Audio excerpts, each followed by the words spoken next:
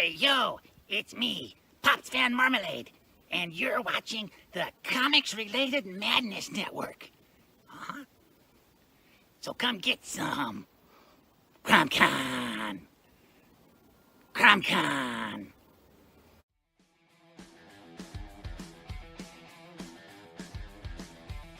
If you're a fan of comic books and comic book conventions, Daytona Beach Comic Con needs to be on your list of must-attend events. It's a show that actually focuses on comic books. Imagine that! This year's event is happening on Saturday, September the 6th, and Sunday, September the 7th. Silverline creators will be there, so we'll see you at the show. There's a new convention in town, and it's sure to be mega fun without the mega expense. Comics, toys, collectibles, pop culture. ShadowCon, Saturday, February 1st, 2025 in Orlando, Florida. Silverline creators will be there, so we'll see you at the show. If you find yourself in the Orlando area, and let's be honest, doesn't everyone come to Orlando for the House of Mouse? Head over to Coliseum of Comics to get your comic book fix. Be sure to check out their location on East Colonial Drive, where they carry a wide selection of independent comics, including Silverline books. Stop by and don't forget to tell them Silverline sent you.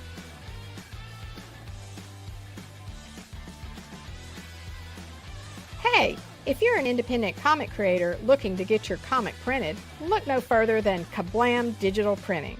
They print our comics and do a fantastic job. They can even print special edition covers. When you reach out to them, be sure to tell them Silverline sent you.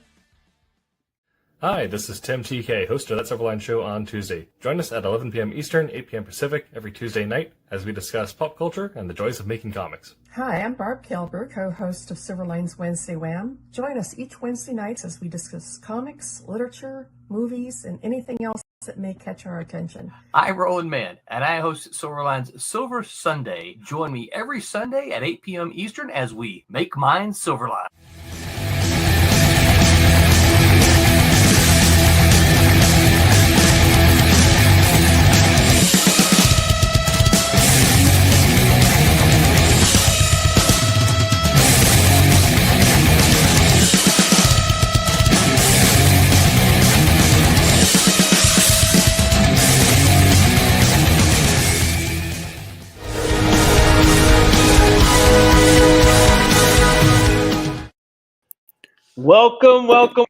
Welcome to another Wednesday Wham. I am one of the co-hosts, Kasisi Harris. Wham.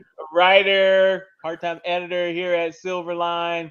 And we are joined by, let's do the round robin. Let's start here.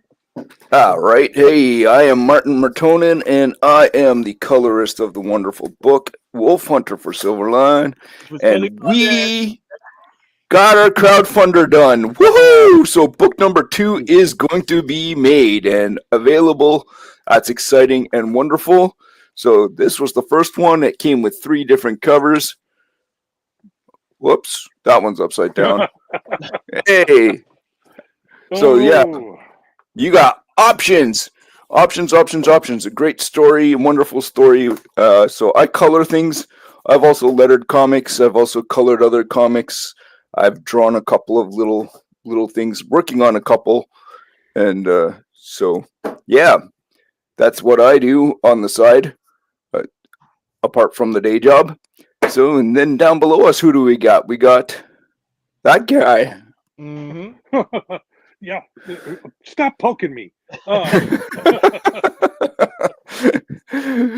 I'm Rob Davis. I've been in the comic book business for 38 years, something like that. Moving in on 40. Mm-hmm. And I started out in the industry just like everyone else does at the small independent companies and worked my way up. Made it to Malibu, where I worked on their Star Trek Deep Space Nine book, which led me to working on the DC Star Trek books at the time. And then the implosion of the industry happened in the mid to late 90s, and I kind of got pushed out of the industry. But now I'm back. I've retired from my real job, and now I'm back to doing what I love best, and that's making comics. Mm-hmm. And I make them right here with Silverline, the latest that just finished up its Yes. last preview listing for issue number 4. Was in last month's preview. And go to your comic book shop, and if they don't have it, make them order it. That's right. But, All right. Twilight Grim. Speaking of making comics. Wait, you didn't introduce yourself, Kaz. Oh, yeah, you did. That's right. That's right. Sure, You did a writer he's guy. the host. Yes. He hosted themselves on. I already forgot. My goodness. Yeah, my resume is really small, so it just went by like a split second. Mine isn't that big either. Tonight we are talking about making comics. Everybody starts somewhere.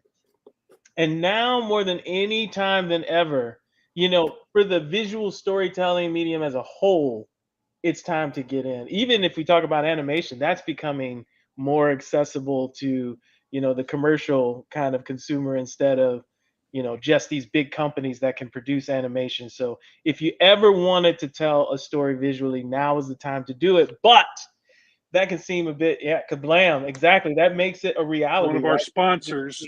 Yeah, into a reality. These guys make it easy to do your own comics. Yes, they do. They will work you step by step through it from their website, and it's easy to do if you have access to the internet and a scanner and or you do digital work.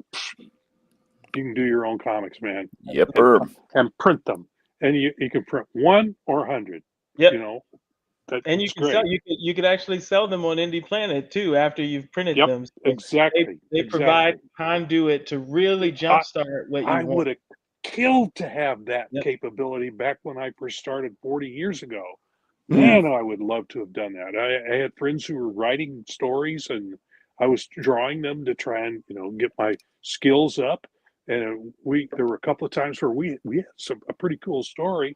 And if we could have published that ourselves, we could take that to a comic book show, hand that to an editor at a comic book company, and they could see what we could do. Boom, like that.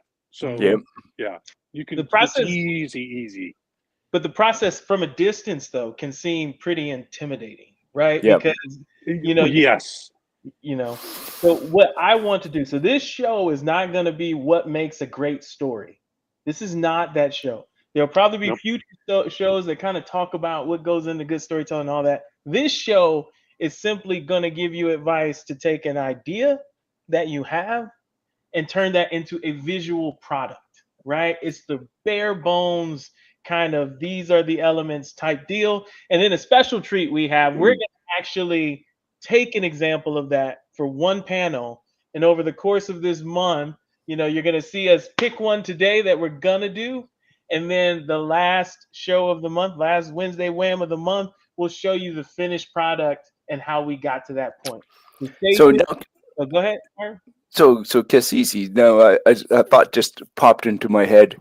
Could our viewers join in on the fun on this?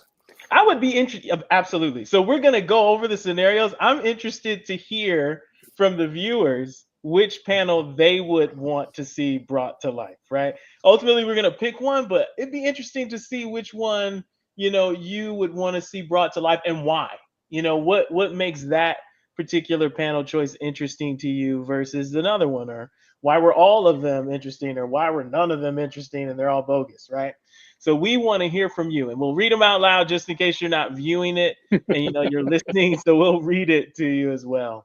But that's the goal. But before we get into choosing a panel, let's talk about a few things. So I've, as an indie writer and producer of my own stuff, I've had to learn the hard way, how to bring an idea to life. I cannot say that I am at the point where I create these great stories that everybody will gush over, right? But I can say that I've brought a product, an idea, and brought it to life in the form of a book. So there's a few basic things we want to talk about. Now, I think, and I want you guys, since you're, industry vets, to kind of talk to me about it. I think, the elements that make, that kind of facilitate that coming to life is having a script, getting an artist to draw the pencils. I mean, we call it pencils, but I'm not going to call it that for the sake of this. For an indie person, I'm going to call it art. So getting a person to do the base art, maybe having someone ink that art, maybe having someone color that art, because you don't necessarily have to do a color book, right? No. And then we can talk about whether or not the cover artist should be different. But ultimately, you have to come back to letters. So of that whole pipeline that I just said, as an indie person, what I would think is the most valuable thing in that pipeline: script, base art, letters. Now, I want you guys, so we'll start with you, Martin. When I say that, for a young indie person who's on a budget, I want you to focus on script, base art, which is the pencils or the general shape of the comic, and then letters. I think the first part I would say is focus. Focus would be the biggest thing. What do you mean by that? So yeah, so what do I mean by that? So as an indie, so sometimes we end up having ideas that are so big that we don't have the ability to put it all into the container that we have. Yes. So some people, so I think we've talked about this before, but back in the day I did something for somebody and he wanted to make this comic book and he described every single nut and bolt on the spaceship. Mm-hmm. Yeah. And there was only one tiny component of his entire universe that he had created. And this universe that he had created had all this stuff in it. And it was just like, oh my goodness. And you want to do in order to describe what he was wanting to do, you would have had to taken 15 years just to describe it, right? Like it was, or to draw it. It was just crazy. So focus. Like you might have a grand idea, but only put a small idea in the big idea. You can expand on the big idea if it takes off, but make sure that you have a really succinct little story that you can put into your universe. The universe that you build or the world that you build informs the story that you have. So let your universe exist, but make your story be, focused within the paradigm of these couple characters so that your audience can start. It's like a good example of that is the Lord of the Rings. Yeah. I mean, if you delve into how much J.R.R. Tolkien had created for this universe, you'd go, holy crap. Yeah. And he still, and narrowing it down, he still came out with 4 books this thick. So it's good to have all those details for background, but you're only going to be able to tell of this much stuff. You might be able to tell this much story. So right. It's good to have that. Yep. It's good to have that background, but realize you just can't tell that big story. You just can't.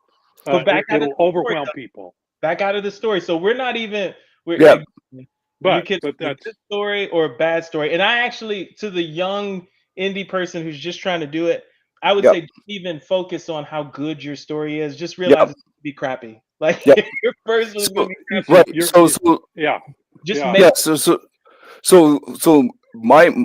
So comics are made of 22 pages or 24 pages. Historically, you have your page and you split it in half and you get four pages, right? Yep.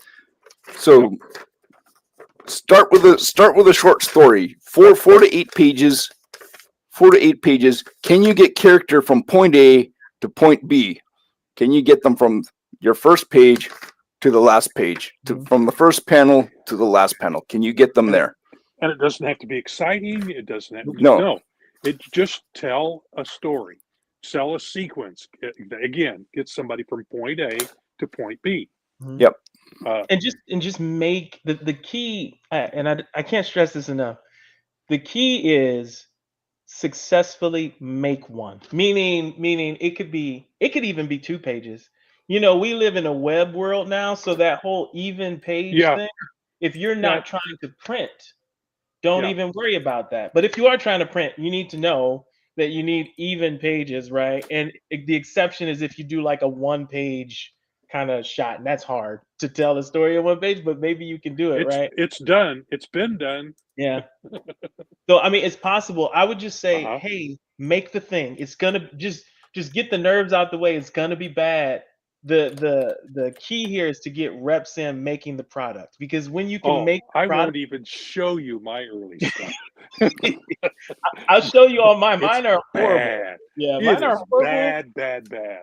But you got to think. really bad. Yeah, there's 1,000 bad photos before you get a good one. I view it as I got to make 1,000 bad pages before I get to the good one, and maybe I can get there quicker than 1,000.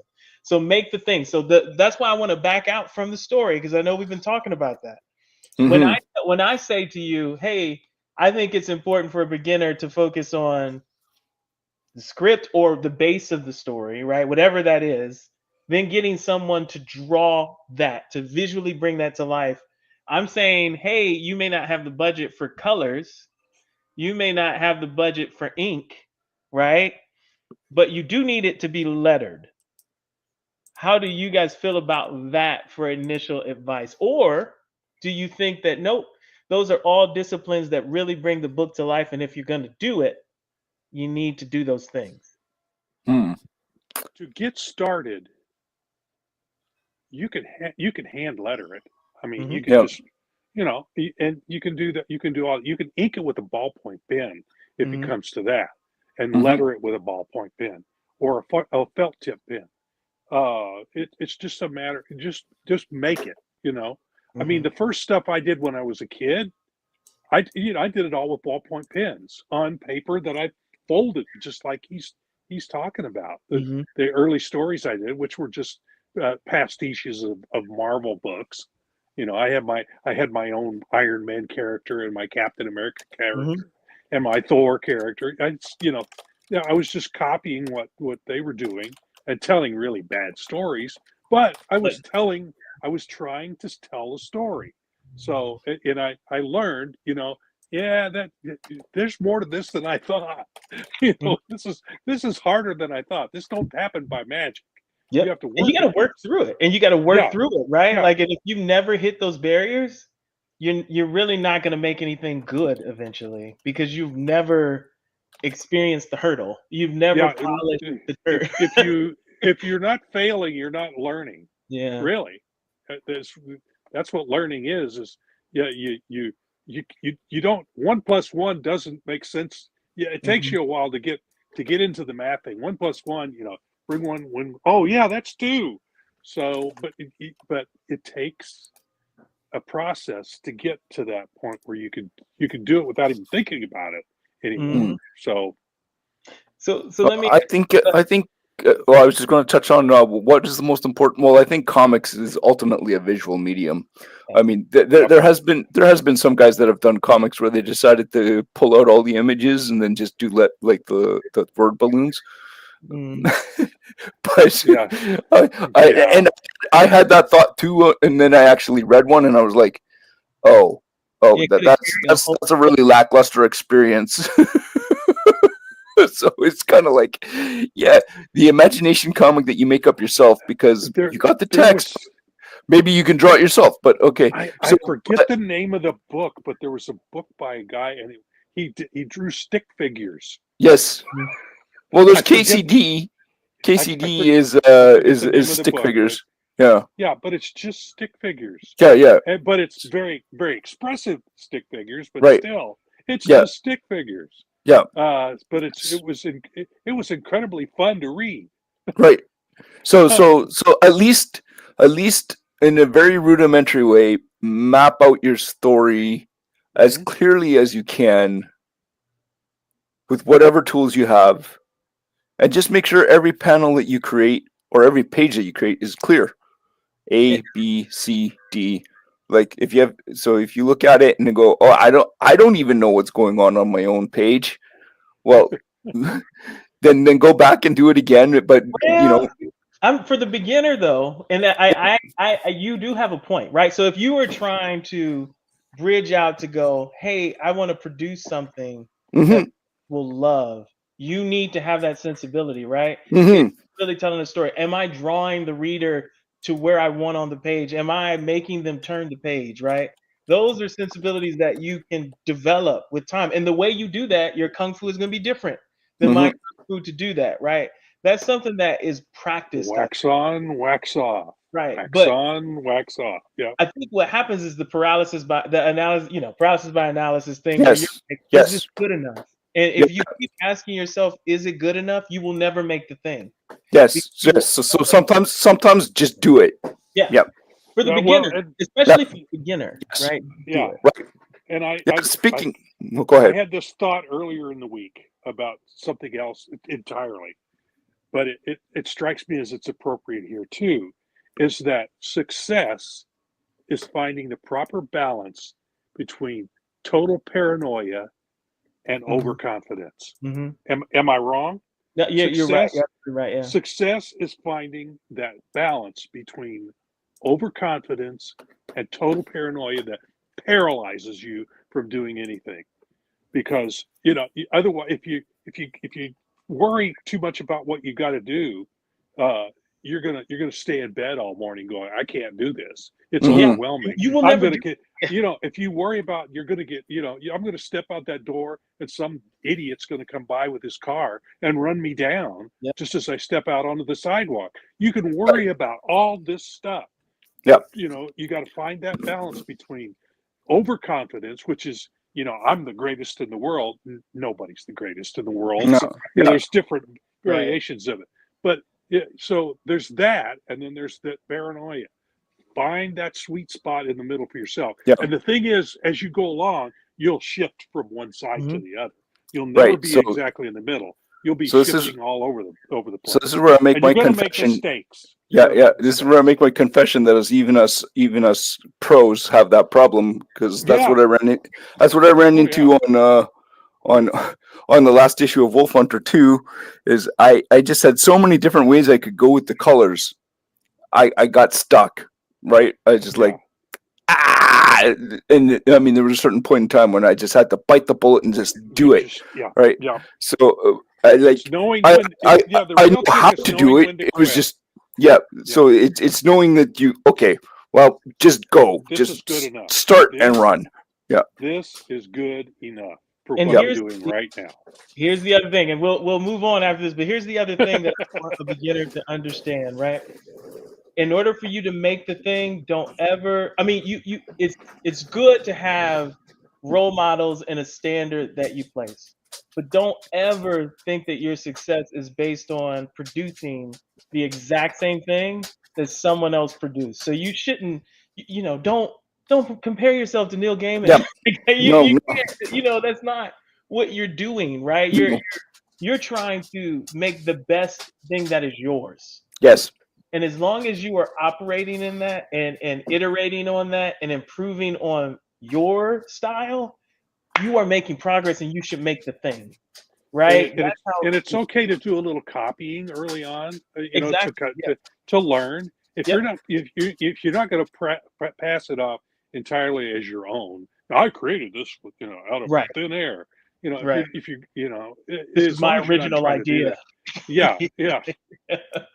But it's okay to do some what we call swiping. If you find a good panel that works for the story you're trying to tell, and the position of the bodies work for your, swipe it. And there are big pros that swipe to this day. A good idea is a good idea, right? But just realize you may not have originated that idea, so don't take the credit for it. You don't try and pass it off as just your own. This is an homage to the stuff I love. So. But eventually you get past that. You copy enough that you go, okay, and then your style starts developing because you've copied this person and that person, and it all suddenly turns into this soup or stew that's your style. That's you. And then you've done it so much that you start swiping yourself. Yeah. So Silverline had a show, and I forgot who the guest was, but they talked about the DNA of people in your work. So you can see like the DNA of Kirby in somebody else's work, right? It's their work, but you can see how they were influenced. Music is you could do this really easy. Music is easy. It's like I'm seeing a lot more manga DNA in comics these days than there was. The storytelling, Yeah, you Yeah, can. it's a lot more manga type, anime type stuff showing up in comic book work these days than ever, and that's because of the popularity of the stuff, and it's easier to get a hold of it, and it's what's inspiring people. I see little girls all the time coming with their little sketchbooks to comic book shows, and there's all this anime stuff in it. You know, all these little characters with, and I go, I have no idea what this is, but that actually looks pretty cool. Cool, You yeah. know, yeah, it looks pretty cool. So, that's their thing, and that's what they like. So they're going to try and copy that, and it will develop into their own style. So, that's been going on since the guys put the hand up on the side of the cave and spit color over it. So, or drew animals or all that stuff. That's been happening since then. Oh, Ugg over there drew a really nice antelope. I'm going to draw mine just like his. Right. It started even then.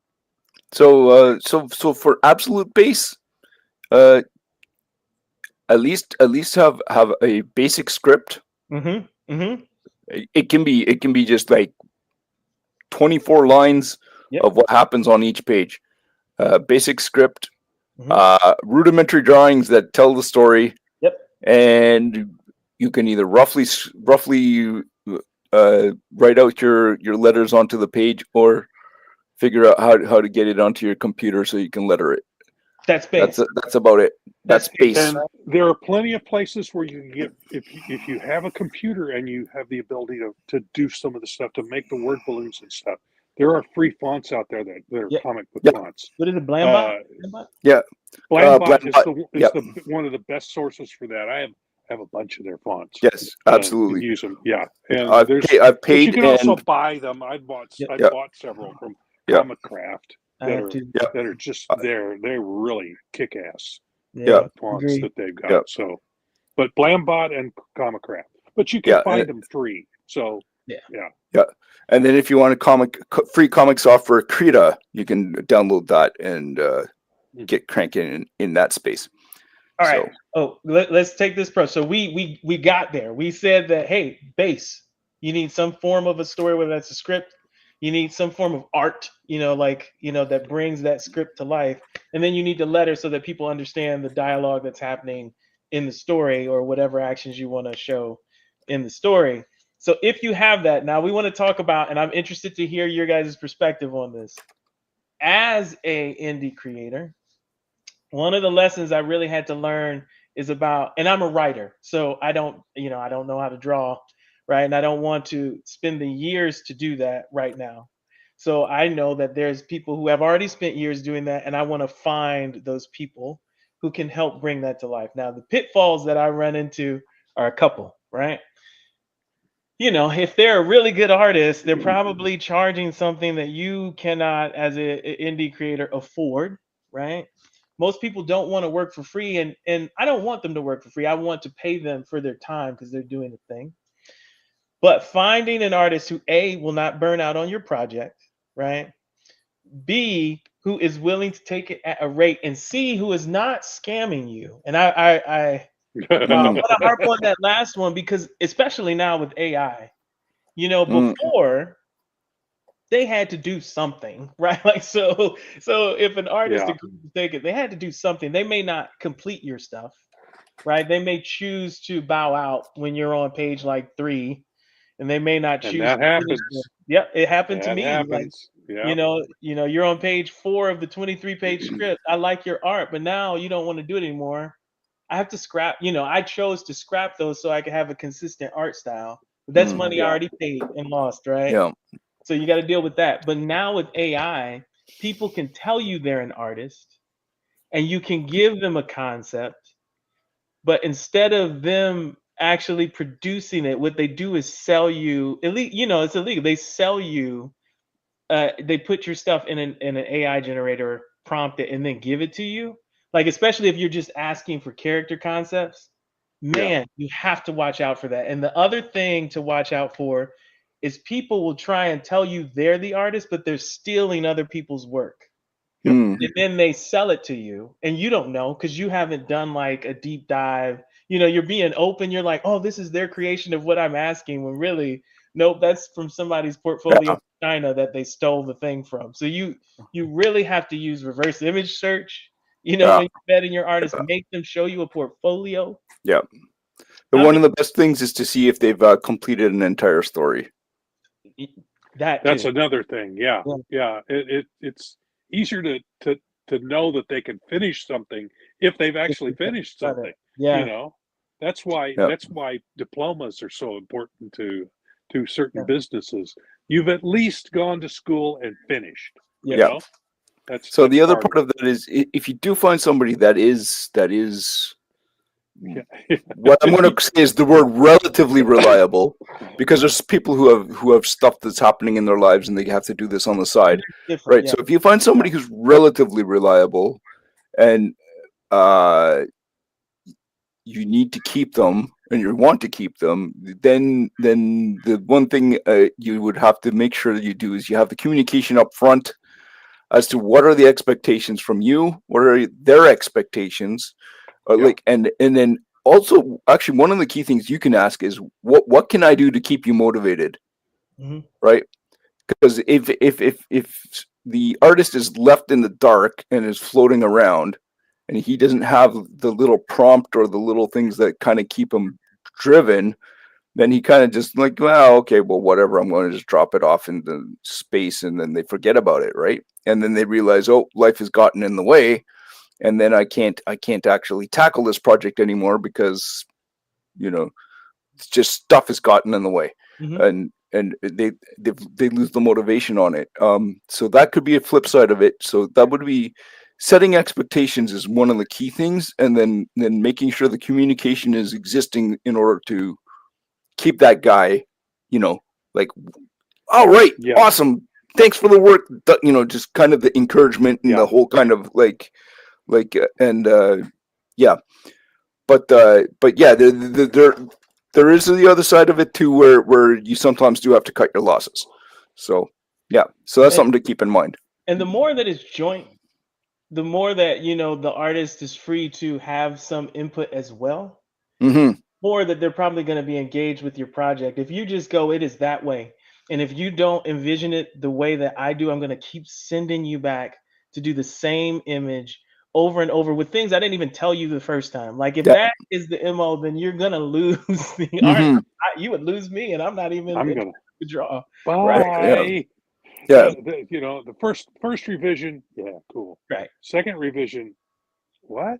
Right. And third revision, but also depends on what the revisions are. If the revision is like, I want a whole new image, well, that's like reasonable. Right. I mean, the guy's belt has 3 stars instead of 2. Right. Okay. Right. Yeah, no biggie. I'll put that 3rd star in. But yeah, if it's really picky uni stuff, like you put too many scratch marks on this one guy's face. So okay. Later. Right. And we've talked about go ahead, Matt. No. Go ahead. We've talked about this on the show before, and I think you brought this up. You got to know when to let go. So if you're a writer, you got to know when to let go. You have envisioned that the best you can, and you put it in writing. You are not the artist that draws. And if you cannot get that through your head that you have to let them express it, right? If you're not open to doing that, you're going to have a hard time bringing the thing to life. You got to kind of they understand things about a body and anatomy that you just don't know how to describe. So you have to at some point back out and go, you know what? I said do this thing. But really thinking about it, when the artist tells you it's impossible for them to move in that way and it won't look good visually, let them do this. You need to be open to going, you know what? Yeah, let them do that. That's great. But if they completely don't draw what you wrote, well, that's different. Which happens, doesn't it? It does. You write a page of story and you get back the page and you go, what is this? Wait, what? Is this somebody else? This is not my story.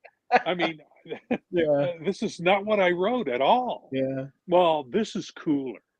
Is what you might get back from the artist, because there's been this mentality of the artist is the true auteur in comic book work. Well, it's the synergy between the Yes. writer and the artist. This is the Yep. true magic in comics. Yep. Yeah, Chris Claremont and John Byrne working on the X-Men.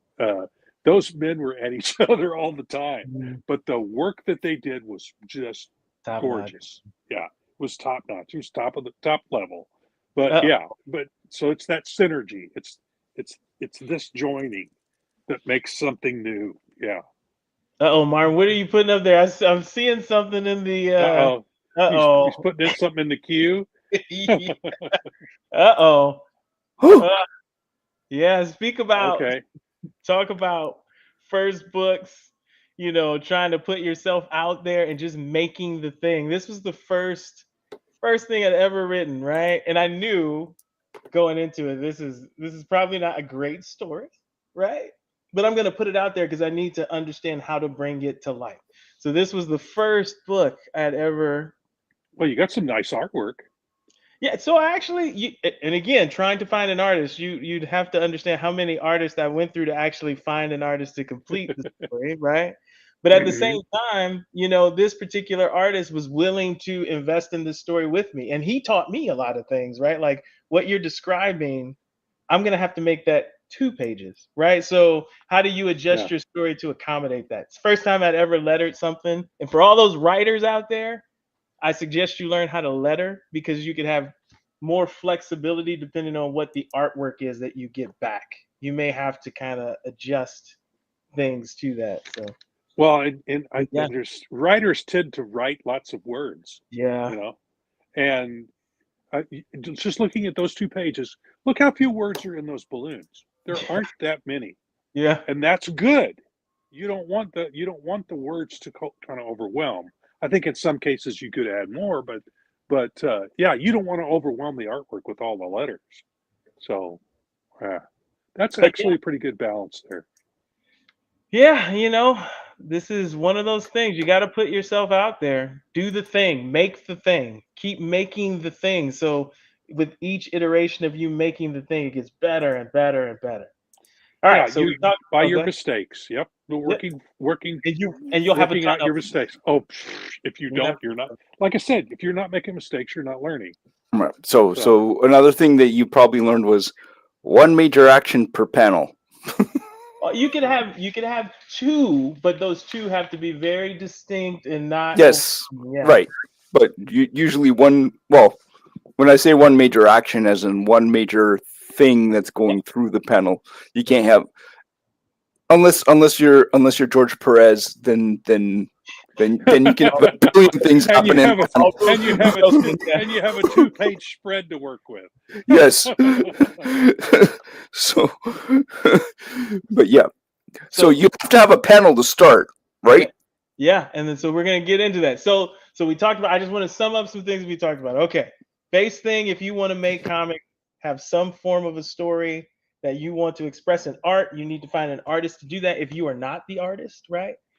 You can worry about inks and colors, at a time when you're ready for that, when you're ready to introduce that in your budget. But if you're paying, right now, script, base art, and then letters, and hopefully that you can figure out how to do the letters yourself to save a little money, right? There are free programs out there to get the letters. Good. So no excuse. Do the thing, right? If you can, right? And be careful when you're trying to find artists, right? There's a ton of. I like to have insurance with mine, so unless I know you, I would like to go on freelance sites to find artists only because I've had so many bow out before.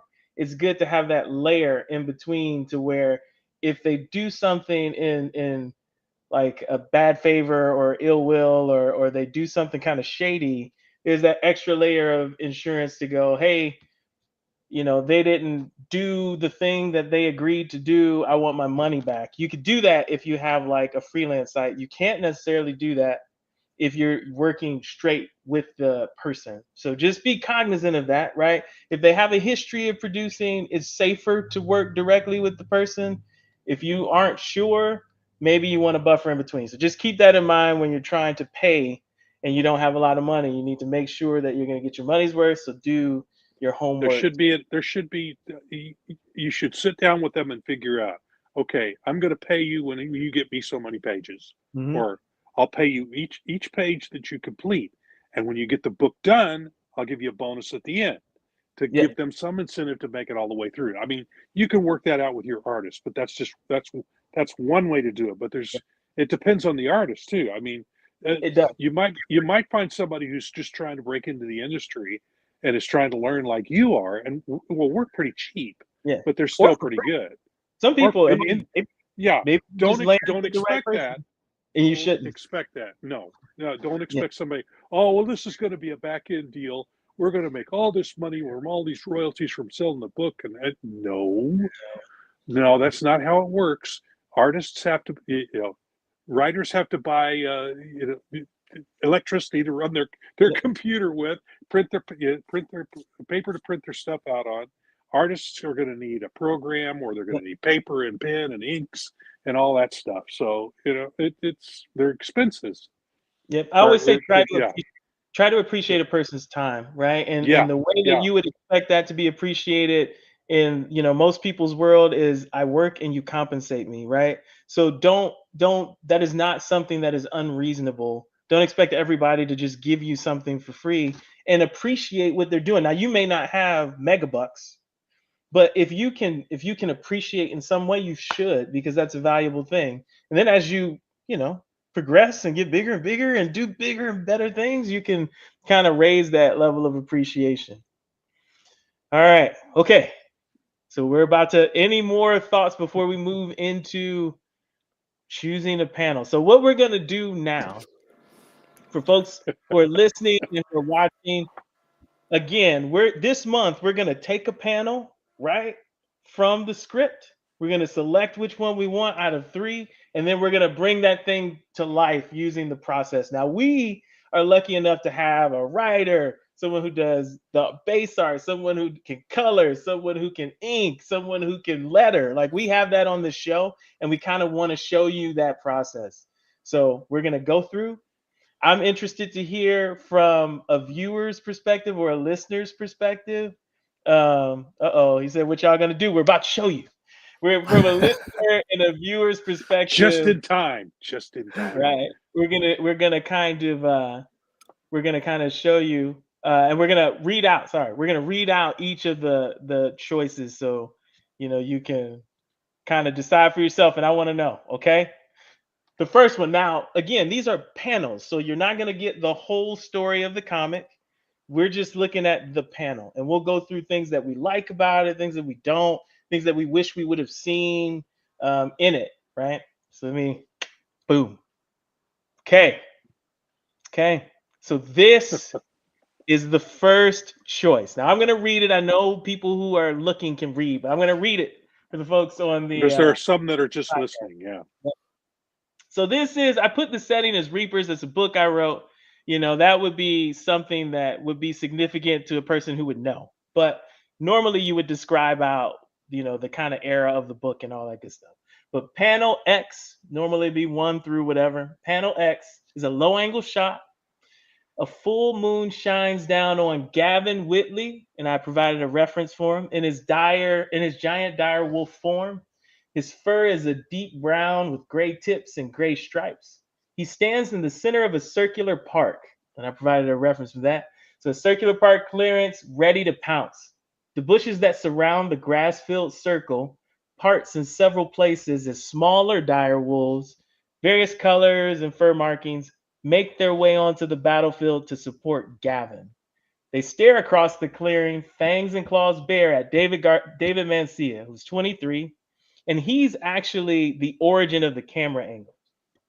So from behind, we see a red hood rise from his oversized black leather bomber jacket to cover his head. He's slightly crouched, ready to attack. He grips La Mano de la Muerta, or Death's Hand, a short-handled scythe or comma of ancient Egyptian origin, tightly in his right hand. And I provided a reference for that.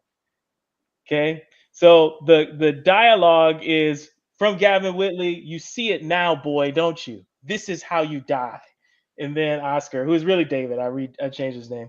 You fool, I am death. So wait, we did. You fool, I am death. Similar to script writing, which is good for an easy adaptation. Not bad. Okay, thank you.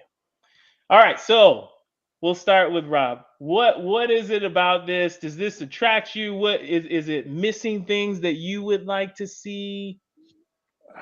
No, it's got everything in it. It's got it.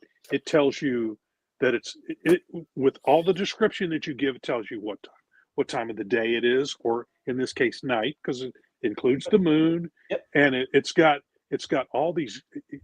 I really like this one. It's got all these dire wolves that you can draw. You can do really cool stuff with them, and you've got this guy in the foreground. It's his point of view with this weapon that he's got, and he's tensed, ready for battle. I can see some kinetic energy being drawn in this panel with all the dire wolves and the frontal dire wolf, and everybody just tensed, ready to jump into battle. So, and that's why I like this particular panel. Now, is it too much? I'm No. going with too much. No. Because here's the thing. Let me tell you why it's not too much. You don't have to draw every single tiny little detail. It's true. Right. Yes. You put in just enough to get the feel of what the writers always put in more than you really need, but it's there to give you the feeling of what's going on in the scene, so you can depict the emotion and as I call it, kinetic energy in the scene, so that will come across. But that doesn't mean you have to draw every leaf on those bushes in the background. No. You just put the moon up in the sky, you put the bushes around them, and you draw those dire wolves, and you show the guy in the foreground. Now, you can do all that even in a small panel, but for this one, I think would call for a pretty good sized panel, almost like a third to a half a page. Yeah. So, but maybe even a 2/3. Yeah, I originally thought this was the third panel on the page that I created. The third panel on the page. Yep. Mm-hmm. So okay, but when we're talking, so if this was of three, meaning there's only 3 panels on the page. And So would the other 2 panels be smaller than this? They could, or they could be, thirds of the page. Not knowing what's in them, it's hard to say. Yeah, exactly. Yeah. But So for me, this panel would be at least a half to a 2/3 of the page. And see, this is the beauty of it. Yeah. What you guys just did is the beauty of what happens in real life. So I, as a writer, said, "Oh, I think this is like panel 3 of 3," and you, as the artist, went, "I don't know. I'm seeing this as, hey, this is a double splash. This is like a splash. This is like a double splash. This is like it could one be. happy." It could easily. It could be a double page splash. And now, as the writer, I either need to go, you know what, you're right. Like, and if you can envision and bring that to life that way, I will adjust the rest of the pages so that I'm in my boundary of the number of pages. Bring the thing to life, right? I think that's the synergy that has to happen, right? Because you don't know what you don't know. Yeah, it depends on what you wanted the next page to be. Yes. You don't want to have a 2-page splash and then another 2-page splash. Right. Right. If the next page is going to have a lot of action in it, but you're trying to. That's the thing. This is a scene setter. Yep. This sets the scene. It's an important scene, so it should have a pretty good sized panel as its size on the page, because you need to know where everyone is before the action starts on the next page, right? Mm-hmm. So this is the scene setter. You put the details in and here's a trick that if any beginning artist, you need to learn this. Read the whole script before you start. Read the whole script. I'll say it again. Read the whole script, because and then make notes. Because you're going to want to visually, you're going to want to know what's happening in later in the book, so you can foreshadow it in your art earlier in the book. Because it like this scene, he tells you everything that's there, but if they're gonna, it's the Chekhov's gun thing. If on the next page one of those dire wolves grabs a branch up, a big piece of wood off the ground, you need to show that in that big panel, that you drew on the page before, right? Yep. So And- you and need to writers- read ahead.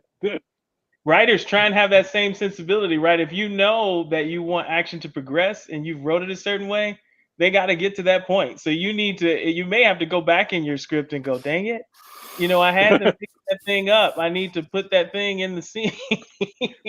Right? It's better if it's described, with you. Okay, like there could be like a parenthetical phrase on the next page. One of the dire wolves picks up this branch, so be sure to put that in there. Yeah, I've done that before. That's a good idea to do. But at the same time, the writer's probably just trying to get this thing out of there, and he doesn't. No. You can't always think of all this stuff. You're right. And You're right. sometimes you send it off, and you go, "Oh crap! I forgot to tell him Yep. about this." That Hopefully, happens. he'll read the script and see. So that's why you need to read the whole script. That's the one drawback of what we're doing with these is that I don't know what's happening next. I know. I don't know what's happened before. No. But so it limits me in what I can do with this. But it's But enough. we'll do it. It's We'll enough. make it. We'll make it. It will be enough. Believe me. All right. So here's choice 2. All right. So completely different setting. This is from a book, Symphony of Steel, I'm working on, right? So the first reference is just general kind of atmosphere, the general setting, kind of like a neon kind of futuristic place. So the panel reads, Tekoa, 40s, smiles down at young boy, 5, as he reaches for the violin strapped across the martial musician's back. The instrument is made of a dark black wood with glowing purple strings. A violin bow lays sheathed at Tekoa's hip. He wears a black utility uniform, and I have a reference for that, with a deep purple utility vest. Mother, 40s, grabs the wrist of the young boy who looks horrified. The mother says, "Don't touch that. It's very dangerous." And the young boy says, "I'm sorry." Okay, so we went from one panel that had a whole bunch of description to this choice number 2 that doesn't have a lot of description, but is kind of like in a different kind of place. Yeah. So Martin, what are your opinions about this? So I'm attracted to the character. A martial musician seems like a very intriguing character, and it's kind of okay. Well, he's got a violin. Okay, you don't see a lot of characters in comic books with violins running around, so that's kind of an interesting idea. And then you got this whole kind of musician thing going on, and Symphony of Steel sounds intriguing. So like this kind of draws me in because of the character. The character is kind of like, oh, okay, what is this? Who is this? What's going on? Like, what else is involved in this whole backstory? Now, that said, the panel doesn't have a whole lot going on. Mm-hmm. So it's not a particularly exciting panel, but the character is just so fascinating to me that I would be like, oh, okay, I'd be very interested in taking a crack at that. So that kind of draws me in on that. What about you, Rob? What are you thinking when you read this one? I think this is a panel between two other panels. Yeah, and it would actually have no borders. Oh, okay. Is Okay. and I'm already thinking thumbnail wise here, and the trick here is you're focusing entirely on the emotion of the two characters. Mm-hmm. So you need absolutely nothing else in the panel except these two characters Right, and what you yeah. described they have. Period. Well, Nothing three characters. else. Yeah, three. Well, is it three characters? Yeah, Yeah, the mother, okay. boy, and the And the Tekoa. Okay, all right. Tekoa, So yeah. you got three characters, but you have to focus on each one of them and in their emotional state. It'd be So you have to body language, facial Mhm. expression. You have to have both of those in there. Yeah. And so you have to be very careful about that. So you need an artist for this needs to be able to pull that sort of thing off. Yeah, it would be the expressions and the action, the subtle actions. Yeah. The expressions and the body language. And Yeah. curiosity, can you evoke curiosity from this panel? Because I think what I was trying to convey is that, hey, we don't normally. Why would an instrument be dangerous? Like what world are they in? where Mhm. there's not a gun, but a violin is considered a very dangerous thing. Mhm. Let me see why this is dangerous. That's kind of what I was trying to do Yeah. in this one panel. This is so funny. Good. Okay. All right, here we go. Here's the third choice, which I think everybody's gonna laugh at this one. But okay, this is from The Language of Blood, which is whole vampire reference in this book. All right, so the panel is a female werecat, and I have a reference from that, lays prone and heavily damaged on a relatively empty playground. She reaches toward a frightened Lucian, who appears to be 10, with her last ounce of strength. Hovering above the humanoid feline's body, Seamus Shaughnessy, a short, portly leprechaun dressed in a green flat cap. I got a reference for that. In green vest, black trousers, stands on the air as if he were standing on the ground. Both of his hands rest atop a shillelagh, which is kind of like a stick that you'll see. There's actually a whole martial art to that, but both of his hands rest atop of a shillelagh. Seamus speaks to Lucian. I just want them in the panel to kind of show that he's speaking to the boy. And then the werecat says, "Run, Master Lucian." And then Seamus says, "Well, kid, looks like your luck's run out." Talk to me about this particular panel, Rob. Does it have enough? Is Yeah, it too weird and wonky? Like, it is is it too weird and much? wonky, but it's Is got it? again you've got three characters. Mhm. Interesting that it's got three characters like the last one did, and it has again. It would be this could be like a mid-sized panel. Could be a tier. Could be a 1/3 of a page. Mhm. Mhm. But it strikes me as more of like, you know, 2/3 of a third. Mhm. Mhm. Yep. So like a good sized panel.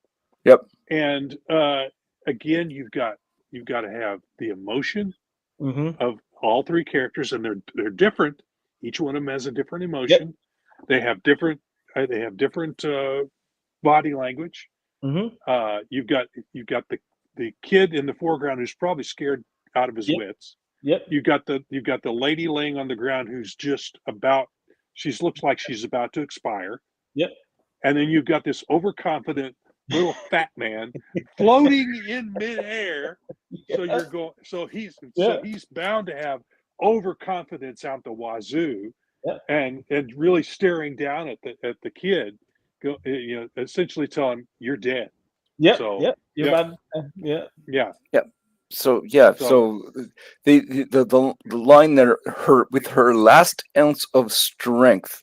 Yeah. Well, okay. So this I think piles on the drama, right? So this grabs me in the sense that there's a like, will this kid make it out of the panel?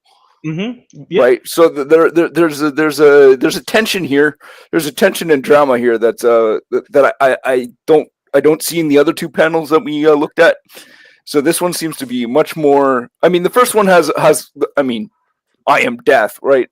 But there's this element of, okay, you got someone who appears to be 10, so at least is potentially a child. Yep. Is now in some sort of a dire situation, and you got this female werecat that's like grasping onto the last vestiges of her breath. So like this, I think, heightens the tension a lot, and is you can play the drama up a lot in this. So Okay. yeah. Woo. We got all three of these choices in. So look, if you're listening or here, if you're listening, I want to know, which of those three, if you were an artist, right? If you wanted to, even if you're not, which one would you want to see brought to life? So if you're watching or listening, let us know in the comments which one you would want to see. But the group did decide on one. And it wasn't the one I thought we would pick. Well, But and we also have to mention that Barb or Empress of Inks, who is not with us tonight, she was the deciding factor in this. she was So yeah. so she read them, and then she thought this one would be best. So 3. Choice number 3. The werecat, the little vampire boy. You don't know which that, was but not my first choice, folks. Rob wanted number 1. I you wanted know number what? 1. I Yeah. thought folks would pick number 1. I really did. I was like, it's number 1 or number 2, right? They're gonna look at a leprechaun, a floating leprechaun, and a werecat, and go, "What is this? I don't even." WTF. So I'm gonna go. Okay. Yeah. Oh, Okay. Number Monumental wants 2. Interesting. Okay. That's a 2. All right. Yeah. So Okay. I'm going to go back to what I said about number 2. Oh, did somebody else say something here? Oh, somebody has a Kickstarter. Kickstarter. Yeah. Okay. Yeah. So yeah. So again, the character really intrigues me, but there's not a whole lot going on in the panel. For number Right? 2. Yeah. Number Yeah. 2, yeah. So I was again, I was really drawn to the idea of what that world is, whatever this musician thing is, right? So that's attractive, but for storytelling purposes, I think choice 3 is the strongest. I mean, 1, I don't know why 1 doesn't grab me. I think 1. I But think for Rob, it grabs Rob. 1 was too much for you. yeah. I think. Yeah. Well, It had too much going on. Yeah. And it was, yeah. Too, though, right? Like I presented, because I presented I presented formidable foes in 1, and so because of that, I think you need a little more to really draw you in. Who is the winner of that, and how do they win? But in this one, it looks like you're just gonna die. So it's the same format of a horror film, in that, dang it, I don't know how people are gonna come out of this scene. It kind of does go, okay, the tension is a lot stronger, because I have no idea how this little boy. Yeah. Let me see what happens here. Right. On the page. And then how is the leprechaun the author So of in your mind, would this have been the last panel on the page? this particular one? Yeah. This one would have been for me to turn the page, yeah. Yeah. This is the it's the a page turn- turner panel, 100%. Yeah, it definitely is. You this is for you writers out there, this is what you want to do. Is you want something that's going to you write something to happen in the last panel of that page that people are going to go, "Oh, I got to know what happens next." Yep. So Yep. yeah, page, definitely. So this is actually very interesting. I'm gonna bring up Tintin. Just I don't know if you guys know Tintin or not. So Tintin is European comics. Oh, no. So the interesting thing is, I think they produced a page a week for some sort of magazine or something, and then eventually they combined it together into the full volume. It was like Sunday Comics. If I remember, it's like something like that. Yeah. So if I remember correctly, I'm not 100% sure. Okay, but Tintin, every single page, if you read the page, the last panel on every page, the last panel always leads you, even if there's like almost nothing happening in that panel. A cliffhanger. It's a cliffhanger. Always leads you in. Well, not necessarily a cliffhanger, but it always leads you into the next page somehow, every single time. So always write your pages, so your last panel on the page leads you into the next page for some reason. Yep. So yeah. All right. So look forward to this, everybody. We will be bringing this panel to life. So please tune in. You know, the month of February, we're going to have our shows. The last Wednesday in February, we're going to show you how we made this particular sausage, right? Everything that went into it. So we're going to go. I've already done the thumbnail for this one, and I videoed it. It's exciting. Videoed myself creating it, and the other 2 folks have seen it already. Now but sometime next week, I will probably turn that into a pencil piece. But again, you won't see it because we're not going to show you my video tonight. All this will happen in that last show. But as we're going, we'll have all the pieces, and then we'll put it all together at the end. Yeah. So there's our cliffhanger. All right. We had a really good show. I hope if you were listening and watching, you learned that you could do this. You absolutely can do this, right? You can bring a story to life. Don't expect to get like millions of dollars on your first one. If you do, great for you. but really Okay, come try. and share. Yeah, yeah. Try and hone. Right, exactly. Yeah, How'd you yeah. do that? Come Right. come Just, on just over and tell us. yeah. Just try and hone your craft. Do it because you want to do it. Do it because you want to get better at it and hone your craft. You can do it. All right. Now there is this saying that we have here at Silverline that we say at the end of every show, and it is make mine Mine silver. silver line. All right, folks. Make mine See you Silverline. next week. Hi, I'm Greg Horn. Make mine Silverline.